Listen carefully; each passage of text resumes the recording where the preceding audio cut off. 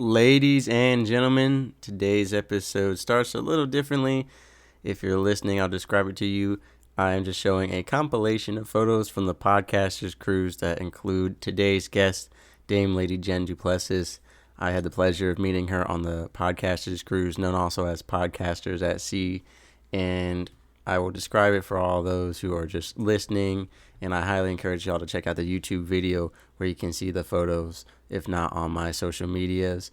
But yeah, it's just Lady Jen, I, and Dr. Terry Budget hanging out on a beach in Mexico. She took the photos and, they came out great. Additionally, she took photos of Dr. Terry and I, which aren't on display here. But yeah, as you can see, we're all just having a great time together. One of those rare moments where you catch me without a cowboy hat, because they don't necessarily make waterproof cowboy hats for swimming. But yeah, as you can see, we're standing on the beach here together, and then we have this balcony shot that I took of Lady Jen taking a picture of the ocean over there. So I'm taking a picture of her taking a picture, you know. And then we have, of course, herself and I, along with Hirsch, also known as Mr. Martini to some, a great guy. And yeah, we had a great time on the cruise. And one of the things Lady Jen and I talked about was networking, connecting, including guesting on each other's shows. And so without further ado, we'll get into the episode. Ladies and gentlemen, welcome back to another episode of Couple of Nukes. As always, I'm your host, Mr. Whiskey. And as you just saw in that little introduction there or listened to it, I already am a bit familiar with today's guest, but today is your opportunity to get familiar with her. We're going to do kind of like a 30,000 foot overview because she is a woman who has lived quite a life, who TV shows, podcasts, books, cruises, events, vineyards, East Coast, West Coast. We will get into it. There is a lot to cover. And so I'm so excited to have her here to get that surface level introduction. And then we'll have everything in description below if you want to pursue that further. And I'm sure we'll have her on the show again in the future. And I will be seeing her on future cruises and events, taking pictures, doing that kind of stuff. So Dame Lady Jen Du Plessis, so great to have you here. And anytime I interview a guest, pretty much, or I'm on another show, I always get the question, Mr. Whiskey, is that your real name? How did you get the name Mr. Whiskey? The whole interview every time. So I have to ask you, Lady Jen, how did you become Lady Jen? Well, thank you. Well, first of all, thank you so much for having me on the show. I'm so excited to have you on my show too. We're doing a swap, I know soon here, and I'm excited about it. And it was so fun spending time with you, and taking pictures of you. I had a Yeah, we whole did do a group of photo you shoot guys that together. I'm going, listen, guys, let me take some photos of you. Right? Yeah. And that was a lot of fun. That's one of the things that we talked about when we were floating in the water on the cruise, hanging out at the beach and everything. And, it's just exciting to be here and be part of your show. So there's some parts of this title that I'm going to keep private because there's a lot more story behind it, which but I'm not ready to reveal. The other part of it, however, is that I was nominated by a colleague or a person, I should say, a person who is in the Royal Order of Constantine the Great and Saint Helen, and it's part of the House of Cappadocia. So much like Elton John, when Elton John became Sir Elton John, he was knighted by the Queen, who's part of the House of Windsor. So we're just part of a different house. And I was knighted because of my philanthropy work. I do a lot of charity work in a lot of different areas, not only contributing money, which is not, in my opinion, philanthropy work, but also digging in. And you and I were just talking about in the green room about Michelle Jewsbury, whom you interviewed, right? Did you interview her? Did she interview She you interviewed me, and for then her show? hopefully one day I will interview her. Yeah, that's awesome. So Michelle's a longtime friend of mine. I've actually nominated her to be in the Royal Order as well, and we'll see how that all kind of pans out. But she has a organization called Unsilenced Voices, and I support that charity as one of the charities that I support. So it starts there with all the work that we do, to make the world a better place, make an impact, help people that it's near and dear to our heart, whatever that charity is, whatever that philanthropy work is. So it's not specific to any type of charity.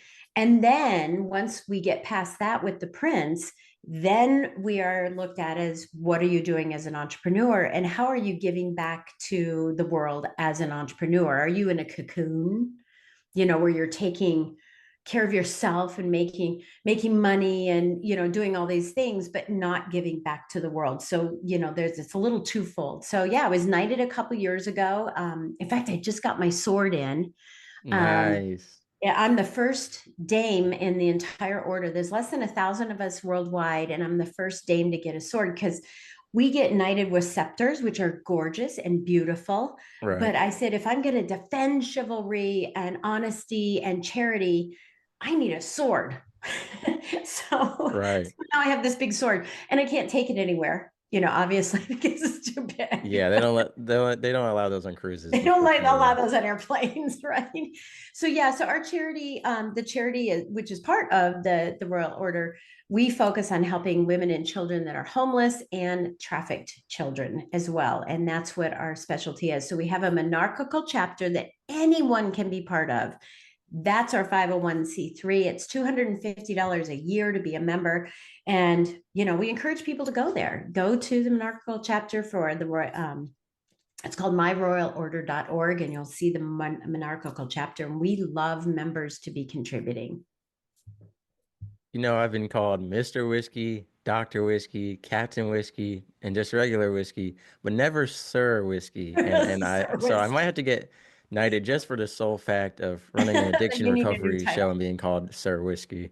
I Right. think it's so great. But we Yeah. talked about, you've got multiple best-selling books online. You've got multiple podcasts, a TV show.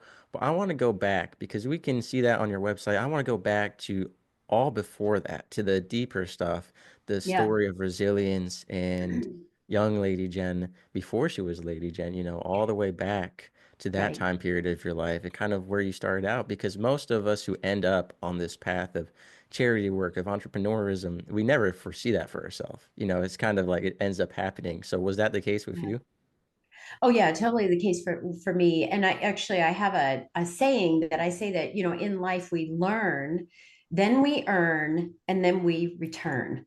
Right. Mm, And I think that everybody's at a different stage, right? They're either learning, they're now maybe starting to earn, or maybe they're really heavily in their earning stages and they're not really focused on the learning or the earning, I mean the returning, because they're in the midst of kids, like all the stuff and right. climbing the corporate ladder. But then when they get to the top of that corporate ladder, as is the case with me, they're like, okay, so now what?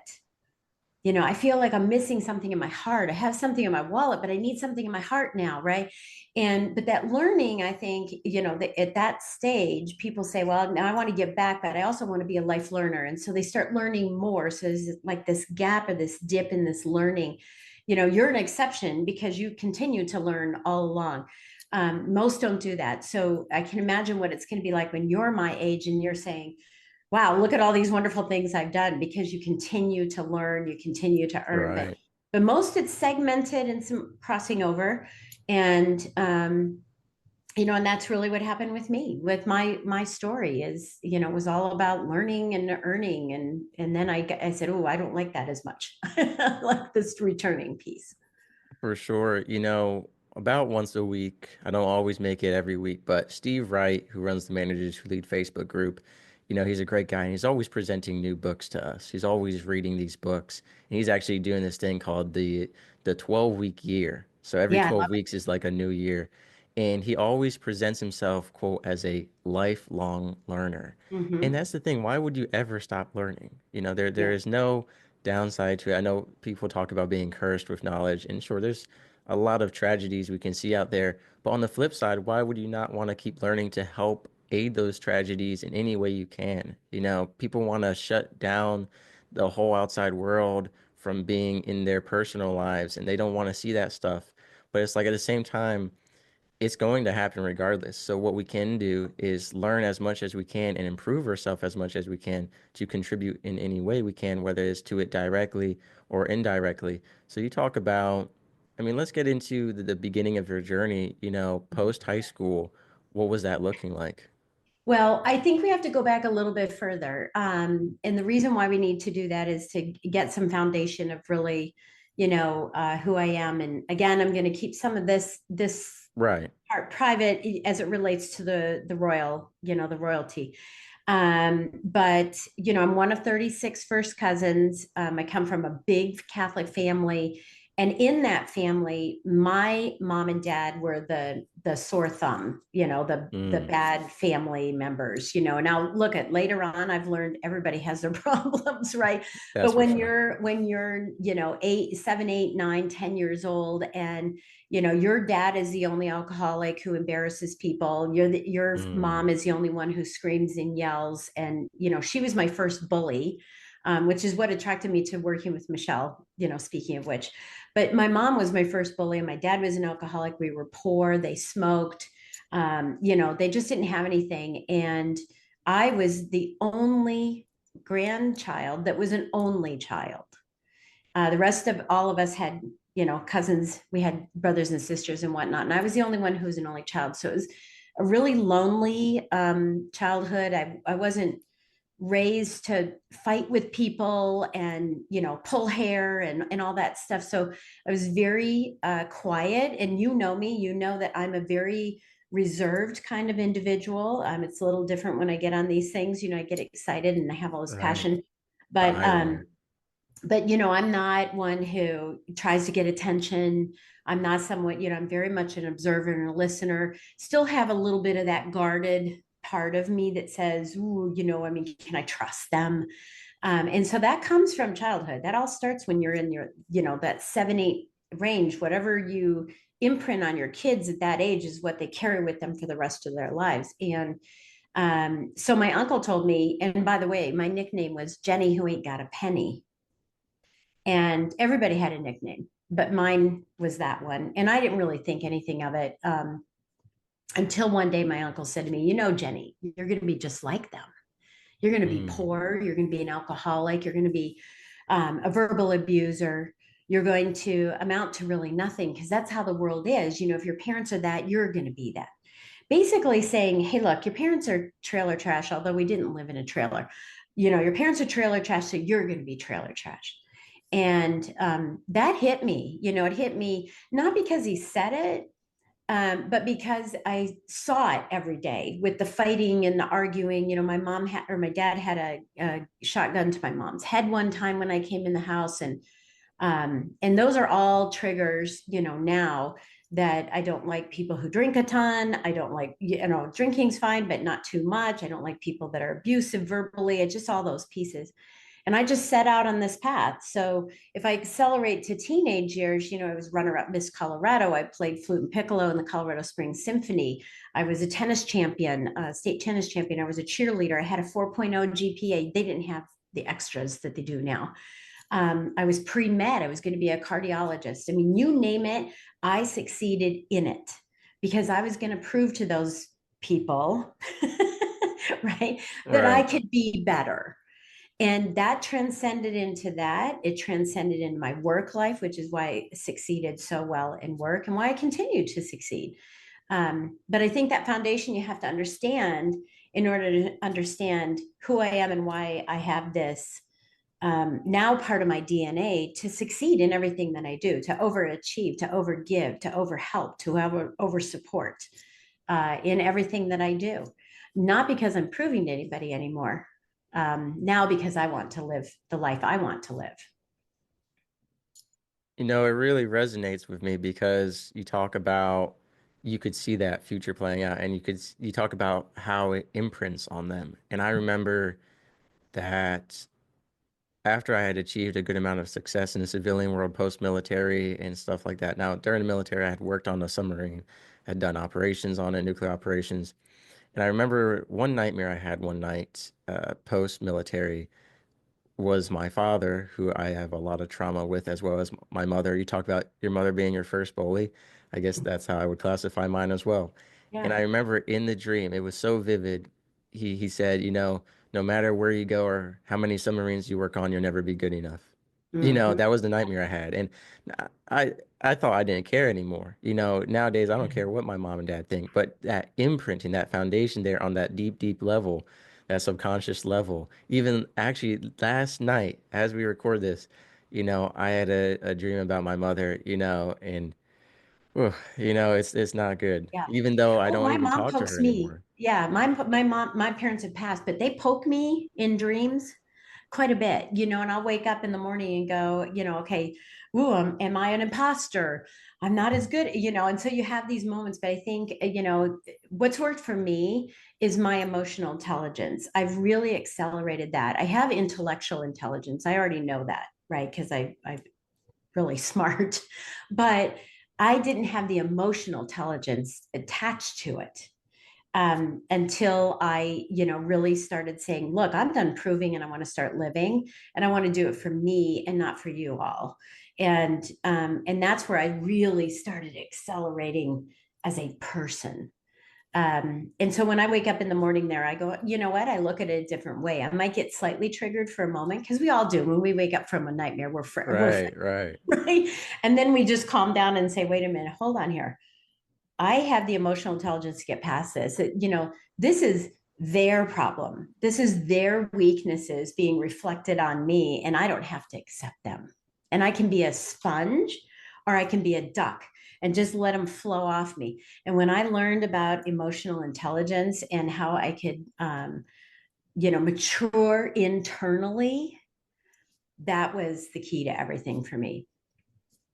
Right. And we've talked before on the show in multiple episodes about how discipline and self-alignment with your identity will get you much further than any type of motivation, because motivation Right. fades, it goes, but discipline, self-control, and then alignment with your purpose, your self-identity will get you so far. But sometimes I wonder if those nightmares are just my subconscious way of trying to motivate me a little bit, by, like you said, poking me, saying, you know what, there are people out there even though we are good enough and even though we've proven to ourselves, there's still people out there. So a little motivational factor. So you talked about your upbringing, not only just being outcasted, your family from the rest, but then on top of that, the only child, situation outcasting you again, another layer. Then you add into the conflicts with alcohol, which again, I've had that with my father's alcoholism.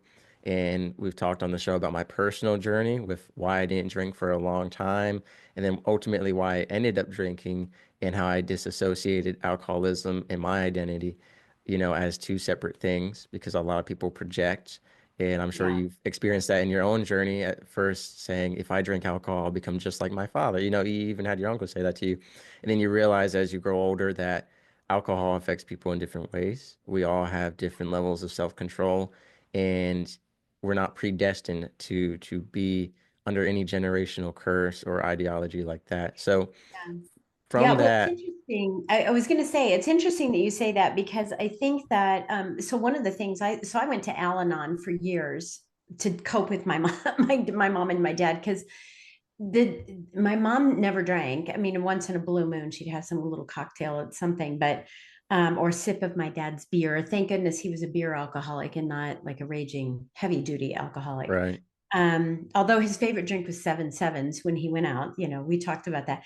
But I think that what we also need to understand is that what I learned through Al-Anon is that, you know what? I wasn't an alcoholic, but I became a workaholic, right? And there's mm, an aholic in our lives as children of alcoholics.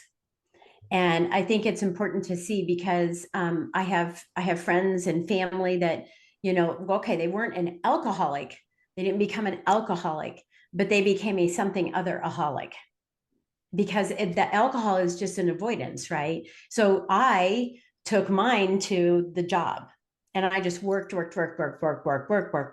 I figured that'll be my alcoholism. Of course, I didn't know it at the time, but I think that, whether it's, yeah, the alcohol, because I own a winery, right? So I'm okay with alcohol, but there are places that it finds itself and in my life where it's been, years of this kind of alcoholicism. I gotta find the word right. alcoholism, And What is then it addictive changed to a personality? different We've kind of seen it with alcohol. fitness, with sugar, with working, Oh yeah, working out, with sex, with what, whatever it is for people, with shopping, with whatever it is. Yeah. podcast guesting Right. for some of us. For some of us, right? Although I wouldn't see that as that. And now it's different. It's different. Yeah. I Right, wouldn't right. see that at all. But yeah, there are other things. No doubt. Yeah. Right. So you talk about getting this drive to work, you're competing in sports, your top academics. So that moves us into the high school phase and post high school. So where does your journey go from there? Yeah, well, I met my husband in high school. You were known as Danny and Sandy, and our close friends still call us that Hmm. from the movie Grease, because I'm much more prim and proper, and he's much not, and he's into cars and and all that stuff. Still is, they're just nicer, nicer Yeah. cars, but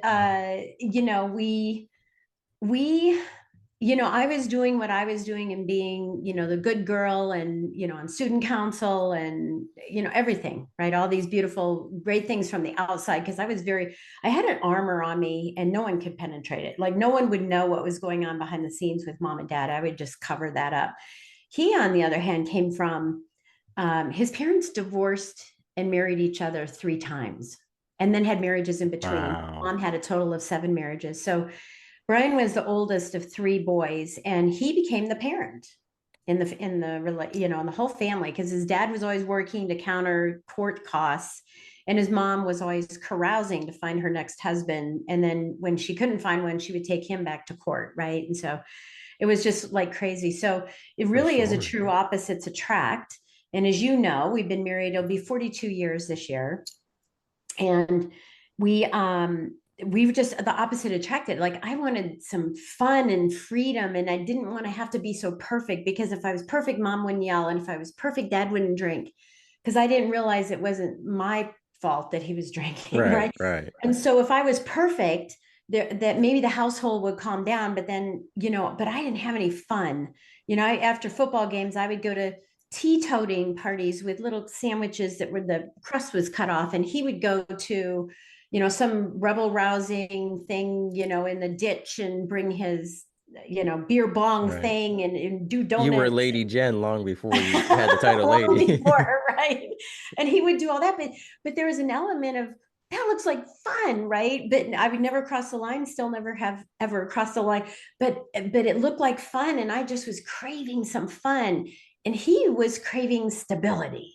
Now he thought there was stability because I had the armor on, but he would fight. He wanted that stability. And when we finally got together, so we started dating in 10th grade, and we were off again and on again, through high school. And we finally just team. In fact, last night he said it to me.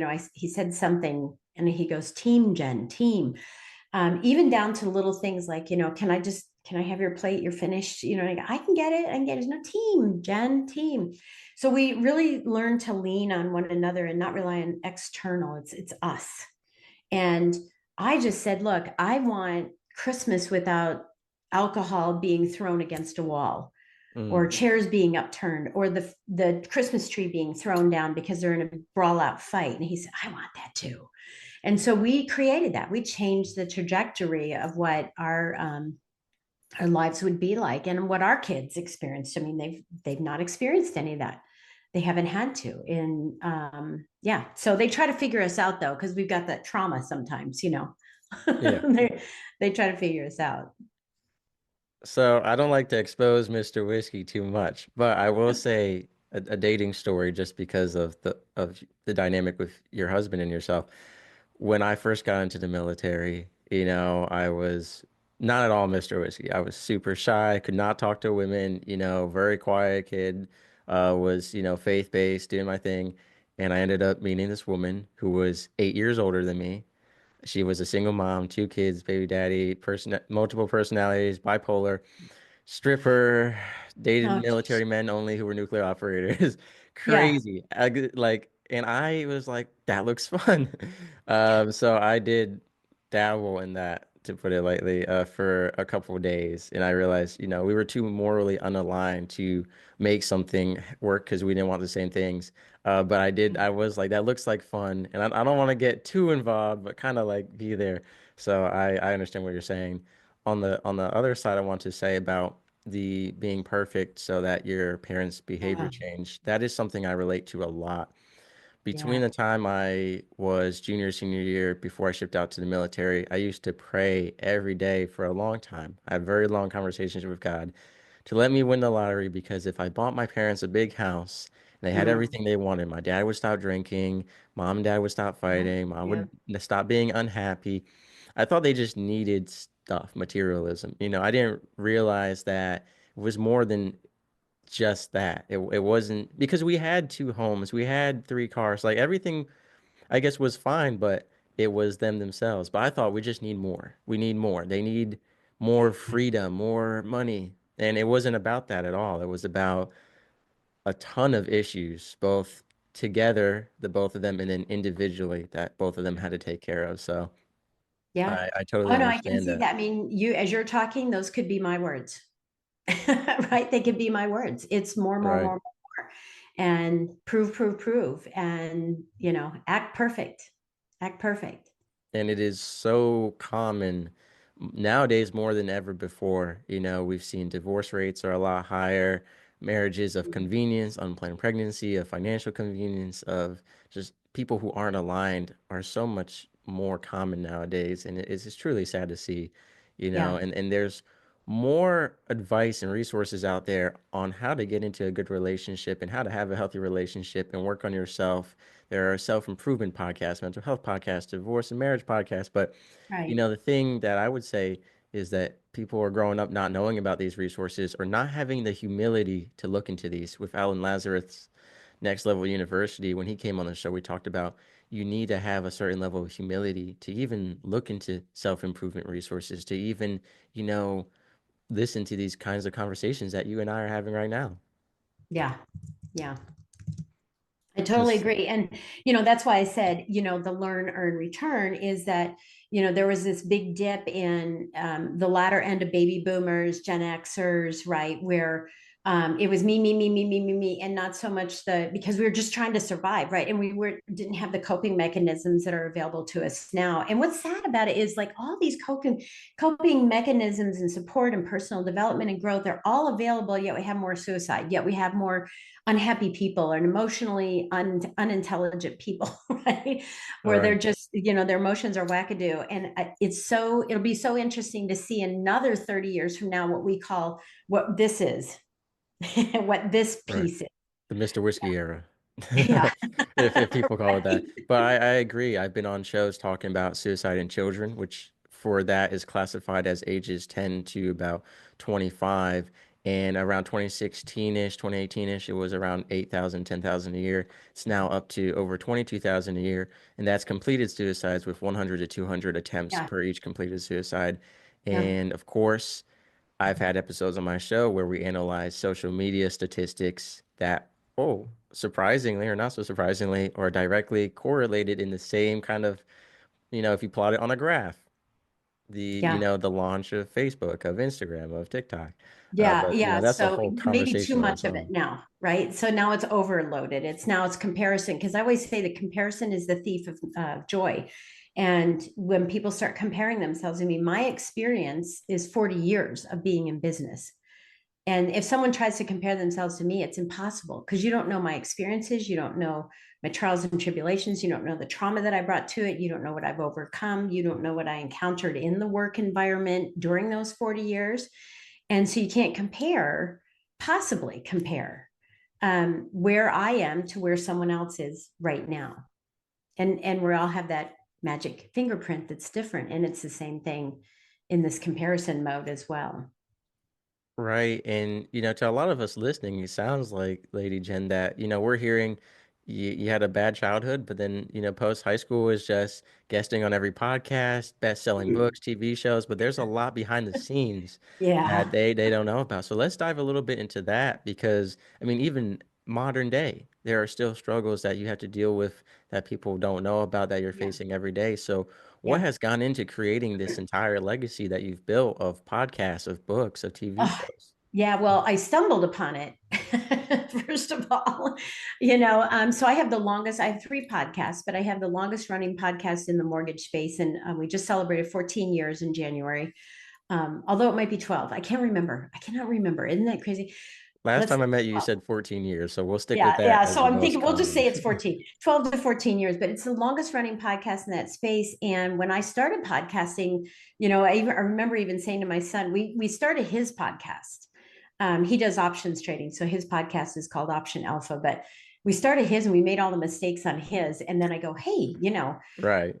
maybe I should do this podcast thing. Maybe I should start this. But really, where it started was, going back again to overproving, right, and needing to succeed in everything that I did. I was in the mortgage business for 35 years. I haven't not been in it. Today, I'm a coach to all kinds of businesses, including mortgage and real estate.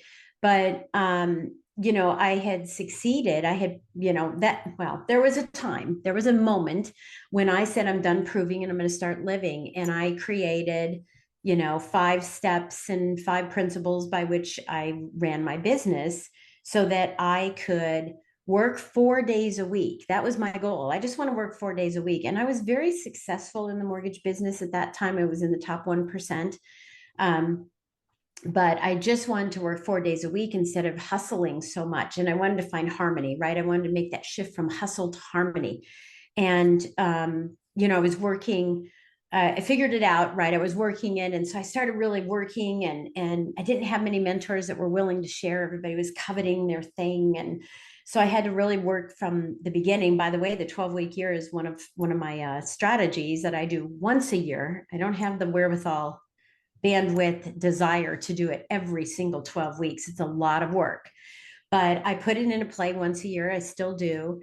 And, one day I was at my office and I got this plaque in the mail, this box, and I started opening up and oh my gosh, it's a plaque that says top 200 loan officers in the US. And at that time we had, I think, 785,000 loan officers. So think about that. Wow. Top 200.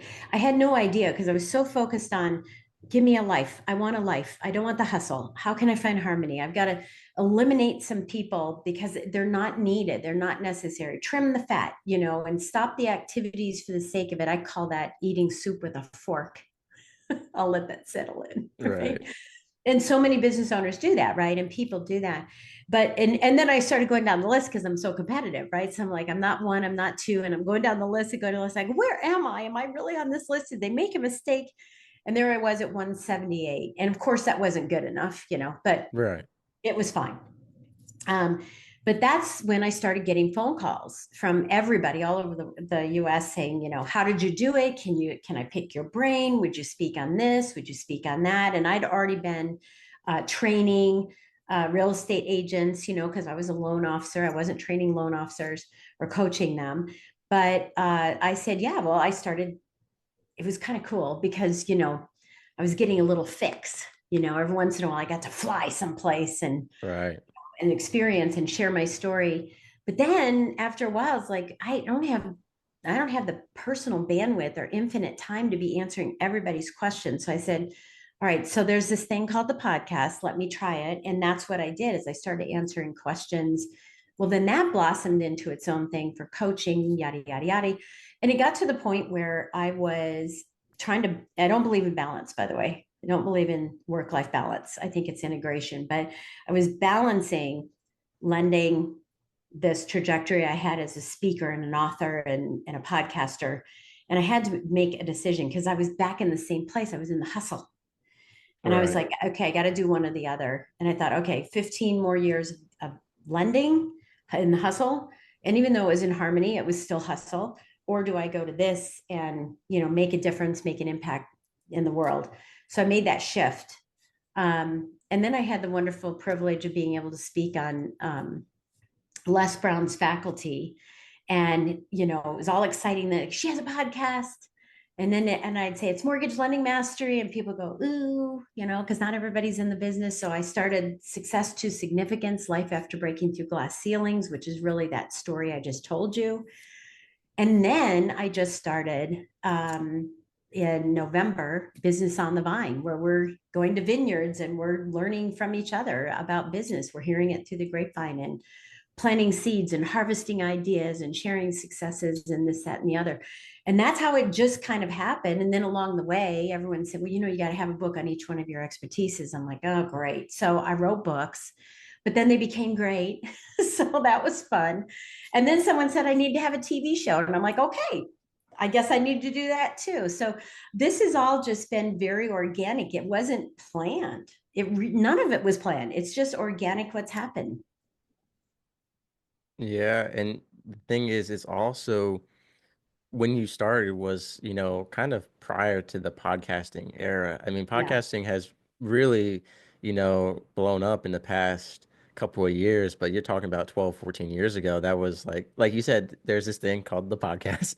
That's exactly how it was. Right, I right. remember I'm like definitely a veteran in podcasting. I think it's been around for like 17 years. So I got in about 3 years in. Yeah. right. And speaking about your podcast, I know you had on episode 7 of your podcast Business on the Vine, you had a good friend of mine. We saw him in the photos for the introduction to this episode, Hirsch, also known as Mr. Martini, because we were at the bar one time and these ladies started talking to us and they're like, "You're Yeah. Mr. Whiskey. Who is he?" And he goes, "I'm Mr. Martini." Oh, So that's great. Because you were at Alchemy. yeah, we were at Alchemy. We were Right. waiting for That's you my and Lady favorite Jane. place. That's Yeah, exactly right. yeah. That's my favorite. But yeah, It's so funny though, I drink champagne at Alchemy. So we did something on the podcast recently, or on the cruise called Champagne and Cash. okay. Yeah, and so everybody would meet and we'd have champagne and cash at Alchemy while they're having martinis. We were having champagne. Yeah, yeah. And speaking of champagne, shameless plug, if you check out my website, I have a gala I'm hosting in 2025 where we will be serving champagne because I think that's most appropriate for a gala. You won't catch Yeah. beer at my gala. You might, but it'll be those $16 beers.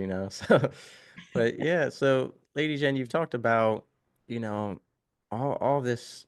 I mean, the books, the TV shows, and the podcasts, guesting on so many podcasts. Do you feel like you found that harmony, or are you still chasing after that? No, oh God, no. I definitely have harmony. I've already created my empire through mortgage lending, through real estate development.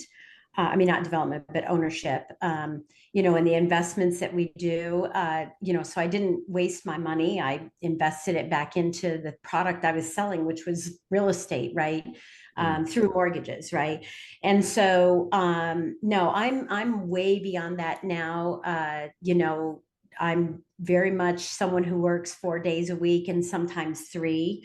I have several businesses and I dedicate one day a week to those businesses. I dedicate 1 or 2 days a week to podcasting, even for my side. I compartmentalize that. And then I don't do any podcasting for months on my shows. Um, so I don't try to, I compartmentalize everything that I do. It's how I'm able to have, 3 businesses that are earning 6+ and 1 7 figures. But I am not in the hustle. I am all about family. I am all about travel. I'm all about going up to the vineyard and sampling, right, in the vats and the barrels and making sure everything looks good. And for me, my life is actually pretty boring. It's pretty boring. It's just I have little shots of things that I do. And for you listening, it's not about time management. It's about priority management. So I have my priorities that I manage and I get them done. And then I go on to other priorities that I have. And I don't chase anymore. It's not chasing. It's attracting. And I have a handful of clients that I want to have, and it's pretty expensive, but they get the time and attention that they need. I'm not tied to my computer all day long like most entrepreneurs are. So now I'm way past that. Now I have so much more control over what I want to accomplish on a daily and weekly and monthly and annual basis than I ever had before. Feel a little called out there. I do spend 18 to 20 hours on my computer sometimes. Preferably, I try not to. Preferably, I like to sleep, but I am, year one officially, so I will get to where you're at. But as far as the vineyard, I'm curious. I believe you mentioned this. Do you yourself go out and stomp the grapes sometimes? Well, we do when I have masterminds. Yes, when I have a mastermind. So I do four mastermind retreats a year. I mean, I definitely do speaking all over the country on stage and stuff, but and in summits and webinars and podcasting, right? But I have these four mastermind retreats that I have every year. We have one coming up in March here in Virginia. Ironically, they're not always here. Last one was in Acapulco. But and they're business centric. It's for business owners, and they're experiential. And when we have them in this area in the fall, I can't do grape stomping in the spring because all the grapes are in vats now, right? All right. But we definitely do grape stomping, and it's just a really cool experience. It's gooey and gushy and surprising, and it's so fun. Yeah, we have a lot of fun doing that. Right. And so the biggest thing I want to focus on now is we've heard about your trials and tribulations, and we've heard a lot about your success. And I'm sure we have a lot of people listening who are saying, well, Lady Jen, you got lucky with the timing, or that, if you didn't hit this one thing off right, then none of this would follow. I mean, what would you say to those people who are having doubts that anyone could do what you've done, that it can be recreated? Yeah, I mean, we've read this in books before. You've heard these kind of quotes before, is that, opportunity, luck is where opportunity and preparation meet, and uh, you know, there's five things that I live by, and I'll just kind of throw them out. I'm not going to go into detail, but just number one is clarity, right? I didn't have clarity and I had to get clarity. So you've got to get clarity. Where do you want to go? What do you want to do? Who do you want to be? You've got to get clarity. And in business, so often we're trying to sell everything to everyone and we're selling absolutely nothing to no one because it's just too broad, right? So I love when I heard this, and I heard it 1,000 times. Well, maybe not 1,000. I heard it 400 times on this cruise that I was just on, when everyone did their 30-second speech, and they say, I help people, I help businesses, grow, or whatever the case may be. Well, what kind of business? New businesses, old businesses, starting out businesses, what kind of people? Young people, old people? We have to be specific. So number one is get clear on who you're serving, and then you're not having to serve everybody else, and you get your time back because now you don't need to worry about everybody else. Number Right. two is credibility. You've got to level up your credibility. You've got to get certifications. You have to be the expert in your arena. When people come to me and they say, I'm a business coach, I say, no way, you're the something business coach. You have to be the Michael Jordan, right? You can't just be a coach, a business owner, a podcaster. You have to be the best of the best. In fact, my retreat is called Elite Business Success Mastermind and Retreat for that very reason. Elevating yourself out to be the best of the best, to have the best character, to be distinguished and an expert in your world, right? That's how you differentiate yourself. Um, and next is community. You've got to have a community. You can't do it alone. And having one-to-ones with people where you're trying to sell them, it's a 50-50 shot. You're either going to get them or not get them. And I'll tell you, if someone who wants a one-to-one with me and they start pitching, I'm done, because there's so much more that can be done through an opportunity when you collaborate. Mm. Opportunities abound, not just a lead, several, not just a referral, several, not just stages, several, not just podcasts, several, not just one sale, but several opportunities. So you've got to surround yourself with your community, and all those people. I don't care how big your database is, has no relevance whatsoever, because if you're just talking at them and not cultivating a deep, richer relationship with them, then it doesn't matter how many you have. I've learned that, less is more. Absolutely. I created $1 billion business, right? $1 billion lending business, working with 22 people. That's it. I had a database and others trickled in, but my focus was on 22 people. And that's what we have to do in our community. Next is communication. You've got to have a system for everything to follow through, because it does no good. You and I were just talking, does no good to go on a big cruise with 477 people if you're not going to do any follow through. It does no good to have Right. a podcast if you're not going to have a relationship with someone that you're having a podcast with, and find out what opportunities are there. It does no good. Why you're wasting your time? And see, this is how I find all my time. I only work with people that complement, not complicate. And then last but not least, and by the way, those systems have to be efficient and effective. They can't just be efficient. It can't just be effective and kill you financially or any other way. They've got to be both. And then the last one is continuity. And I don't use the word consistency because if you look up the words, they are different. Continuity is working with a mentor, helping you get there, having someone hold you accountable, being part Okay. of an advisory board, masterminds. All of those five things is what I deployed to create my $1 billion business, to create that plaque that I got. And it's everything that I deploy today and everything that I coach my clients on, every one of those. So there you go. That was a long answer to a very short question, but I think it's important for people to know that, this isn't luck. And I said it just kind of happened, but it happened because I was prepared.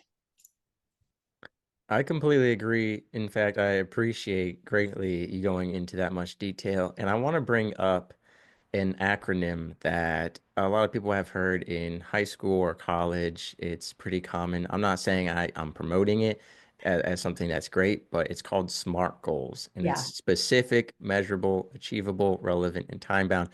That first letter, that first word is specific, which is Mhm. exactly what you were saying. Yeah. And I think that is so important. But I want to go back to something you said, collaboration versus pitching. Yeah. And you've caught me on that day, which is the day after I was just, outside of work, talking to a coworker, Amanda Rousseau, the breathing goddess, about a pet peeve of mine, which is if you are guesting on my show or any show, and this is for anyone who is any entrepreneur, any business, any product, I am not your consumer. I am not your customer. I am collaborating with you. I am hosting you on my space and giving you access to my audience, that I have built up an authority with and trust. Amen. Yeah. And I don't care if you're a podcast coach, a business coach, if it's a product. I have had people on my show who have tried to pitch to me afterward, whether it's post recording or a few days on social media, following up, trying to be my personal trainer, trying to be a podcast coach, a business coach, or sell me this product.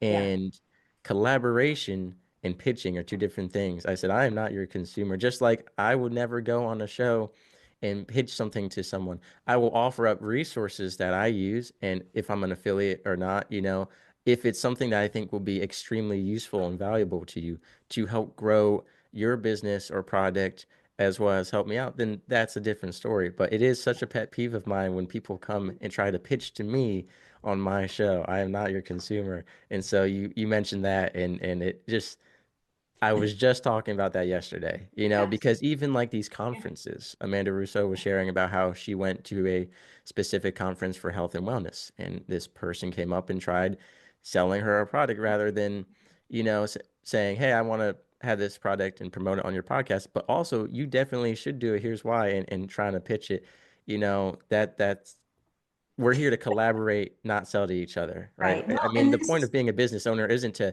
sell to all your coworkers, no. it's to sell to a consumer base and give back that value to people who don't have access to it in the same way as Yeah. their coworkers do. Yeah. I mean, it's so loaded because, networking, people are like, I hate hearing this. I went networking and I stopped going networking there because I didn't get any business. Well, you don't network to get business. You network to identify Amen. potential partners who can get you 10x business.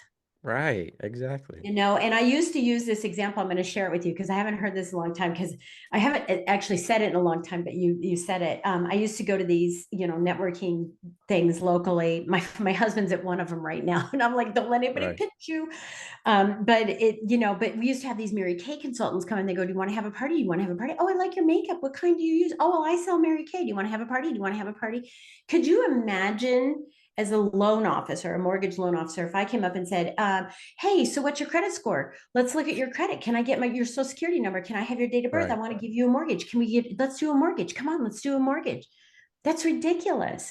And yet that's exactly what happens. And so what we do when we don't want to feel pitchy or salesy is that we retract all the way back to the other and we say we help people and we help businesses, and then we don't get the results either because now we've swung the pendulum. We're so bipolar in our business, it's hilarious. We swung the pendulum the other way where people are like, I have no clue what they do. I don't even know what they do. Right. So now we still don't get business. So there's a very happy medium, of understanding who we are, not what we do. The know, like, and trust. We don't want them to know what we do. We need them to know who we are. Then they can like us, and then they can trust us, and then they will refer us. And so that's your option. And then furthermore, as a podcaster, you get it, I get it. Constant emails every single day. Oh, this person would be great on your show. They have a new product. Delete, I just cleared block. out 900 emails yesterday Yeah, and alone. as soon as you say they have a product that they, would like, no, can't be on my show, unless you want to pay to be on my show, and then you can be an advertiser. Absolutely. If you want to advertise, come on in. But mine's about content and connection and growth and scaling and personal development, right? It's like all these things. And for you to come and pitch a product is not going to work. Let's educate people. And then if you have a product, they can reach out to you. Right. In fact, by the time this episode airs, I will have already spoken at the Global Society for Female Entrepreneurs about, I'm talking about how business owners should use podcast guesting to put their story out there. And one of the things I talk about is conscious consumerism, especially, millennials and Gen Z onward, are even more particular about Yeah. not caring what a product or a business is, what they do, the service itself, but who is running it? Why are they doing what they do? What is the purpose in that story? So that conscious consumerism goes into everything that we're talking Yeah. about, including your pitch. And I totally agree. Like even at some of these health networking events, I've had people, like how often do you sleep? What do you eat? How often do you have sex? Like these, you get, like you said, those questions are being about your makeup, definitely have seen it. And like you said, it's not going there to get a client base and to increase your, consumers, is to grow your business, the other Yeah. aspects of your business that then attract those consumers. So, Yeah, that's the community, right? The right, community are your bird dogs. It's exhausting to be your own bird dog. You just can't do it. I mean, it's exhausting to chase and chase and chase, and then you become a skunk. I've got all these little categories for networking. You're a skunk. You're the one who, you walk in the room and people are like, oh God, here they come. Everybody pretend like, right? And you don't want to be a skunk. You want to be a spider. You want to design and create this beautiful web that attracts people, right? That you can bring into your world. And definitely don't want to be a skunk. And I've got like 7 other categories of S's too. It's hilarious, but I can pinpoint someone a mile away. And that's why I'm so much of an observer. You know, that's the introvert part of me, is right. like, oh, there's a skunk, there's a sloth, there's a squirrel. Right. I just want to say I know I'm wearing black and white. I'm not a pitcher at all, you know. But yeah, I totally agree. It's so important to observe and kind of, take the back seat and listen in. And I've met a lot of people who are really good at that. And then some people who are not so great at that throughout my networking experience. I'm also a chatterbox, so I'm on that side of more talking, but I don't have a product or a business that I sell. I just say, hey, if you want to, share your story on my podcast, I'm here as a resource for you. So I totally get that. So what is the future looking like? We've talked a lot about the past and the present, Yeah. from books to podcasts to TV shows. What is the future looking like? You've gotten to that harmony and just looking to, further that as much as you can while giving back as much as you can. You're in that return phase of your life and business. So what is that looking like? Yeah. Well, for us, it again this year for 2025. My focus is streamlining everything and anything that I possibly can. I'm streamlining and condensing, making more efficient everything that I do. So I'm not condensing and lowering my activities. I'm not reducing, but I don't, I don't have a financial goal this year at all. I have a goal to achieve the things I want to achieve. So I'm streamlining. So part of that is killing it with the mastermind retreats, doing more traveling. Brian and I have done quite a bit of traveling. We're about ready to go on, well, we have 4 cruises this year. You just got um, back from one a couple days ago, right? a couple days ago I got back from Yeah. one, and I got back from one with you in November, early Yeah. part of November. And yeah, and then I'm going on another one in March, and then my husband and I are going over to Europe for another in July. We're going to Hawaii in June with our kids. I'm going on the podcasters cruise later on. And now I'm going to a gala, right? I'm so excited. Right. But I mean, and I have a lot of investitures going on with the knighting, with the Royal Order. We have a lot of that. But Brian and I are just, all about traveling because I can work anywhere. We don't have to be attached to anything. So the more I can streamline, the more freedom I have. To not have to be anywhere that I don't want to be. I can carry my phone with me and be on a podcast, and I'm okay with that. Um, and for us, that's what we're doing, is just continuing to make an impact, be significant, spend time with our family, spend time with each other, continue to be an influencer so that people don't have to go through 25 years of hell that I went through Right. to try to succeed. If I can condense that into a couple of years, I want to be able to do that for people. So everything's about streamlining for me. Keep it simple, stupid, right? The KISS process. Streamline, condense, be effective and efficient at the same time. And I love AI because it's starting to do that for me. It's not all Right. those hours of me and my assistant, right, having to work, and we can just pop stuff out really quickly. Yeah, so that's what it's about, just continuing to spread the word about, moving from hustle to harmony. Right. And if you're living in Virginia, we gotta get you a cowgirl hat for the next time we meet. So then when we record, I we're already have matching. cowgirl hats. I told you that. I have boots that just sit, and I'm they've not been seeing it right now in the present, you know. So but we'll I definitely do have, some yeah, live recording and more photos next time I see you on the cruise, or if I end up seeing you before then. But as yeah. we wrap up today's episode, you've already given us a ton of great advice that people can implement starting today. What would be your final message for this episode in particular to leave everyone with to reflect on? Yeah, so I always end everything with a quote. Okay, a quote that my mom gave me, and it actually, I one day I'm going to figure out who it is and, and memorize her name. I'll put a sticky on here so I give her the due credit. But it's actually, I found out it's a quote. It's an Irish quote, so you'll hear kind of an Irish thing in it. But it's those we flatter those we scarcely know, we please the fleeting guests, but we deal many a thoughtless blow to those we love the best, Mm, including our business, right? If we were just as good to ourselves as we are to this cockamamie business we're trying to grow, life would be so much better. And I'm always reminded that is we don't want to be pleasing the fleeting guests and be nice to everybody and then hang up this call and then scream at my husband, right? That's not the life we want to right. create. And we don't want to be like that on the surface where, oh, my business is grandioso, but behind the scenes, that's the part I'm talking about. Behind the scenes, we're struggling, and we're not authentic enough. We're not humble enough. We're not comfortable enough to say that we need help. So be as good to your business as you are. I mean, be as good to yourself as you are to your business.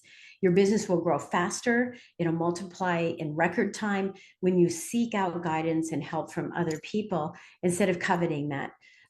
So we flatter those we scarcely know. We please those fleeting guests, but we deal so many thoughtless blow to those we love the best, including ourselves.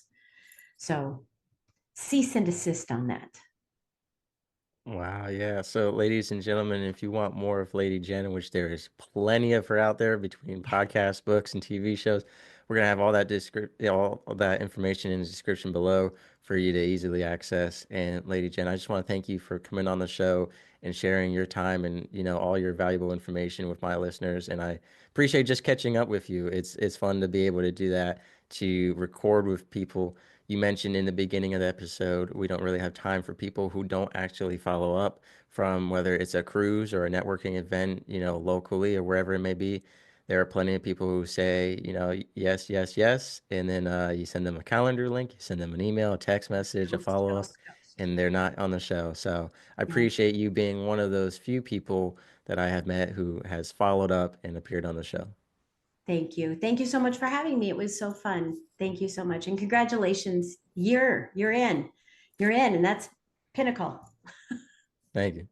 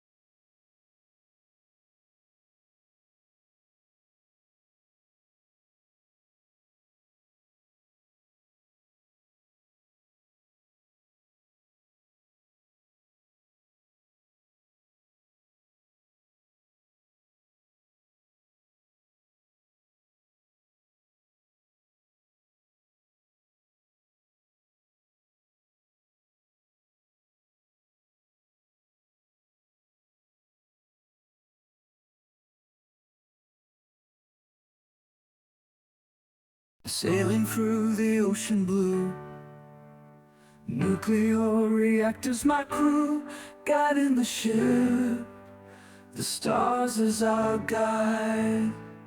Through the waves we ride, jokes and laughter fill the air. On this voyage we have to share, working together, side by side. As one family we will abide. In the heart of a ship we reside, nuclear operators with pride, powering the vessel with every stride. Our mission, a source of great pride.